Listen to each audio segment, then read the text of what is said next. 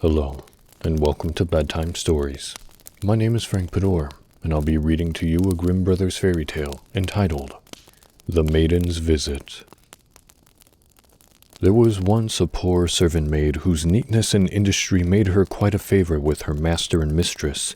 She swept and dusted and kept the house in such beautiful order that everyone said she must have help from the fairies. One morning, while she was busy at her work, she found a letter on the doorstep, and, not being able to read the address, she placed her broom in a corner and carried the letter to her master. She was greatly surprised to find that it was addressed to herself, and that it contained an invitation for her to attend at the christening of one of the pixies' children. She knew that these pixies were good fairies, who are always kind to industrious human beings, yet she was half afraid to go. At last, after much talk with her master and mistress, who said they could not dare to allow her to refuse, she consented to go. No sooner had she done so than 3 of these good little people arrived and carried her away with them to a mountain, where the mother and the baby lived. As soon as they arrived, the mountain opened to receive them and closed behind them after they had entered. What a beautiful place it was, all glittering with pearls and precious stones, very tiny, but so wonderfully neat and elegant that it cannot be described. The little lady was lying on a beautiful bed made of shining ebony with pearl ornaments. The counterpane was of embroidered gold, the baby's cradle of carved ivory, and the front of burnished gold.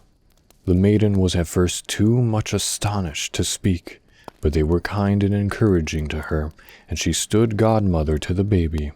After the ceremony was over, she asked the fairies to take her home, but they begged her to remain for 3 days, and she consented, for they were all so kind and loving to her that she knew not how to refuse.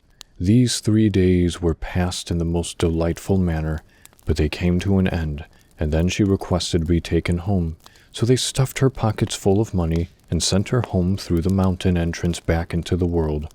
When she reached her old home, being willing to begin work at once, she took the broom which stood in the corner and began to sweep. Then a strange servant came and asked her what she was doing there, and a strange mistress sent for her. And she found to her surprise that instead of being only 3 days' absence as she thought, she had been 7 years with the good people in the mountain. Her former master had died during the time, and the house had been let to strangers. That was a Grimm Brothers fairy tale entitled The Maiden's Visit. Thank you for listening. Good night, and sweet dreams.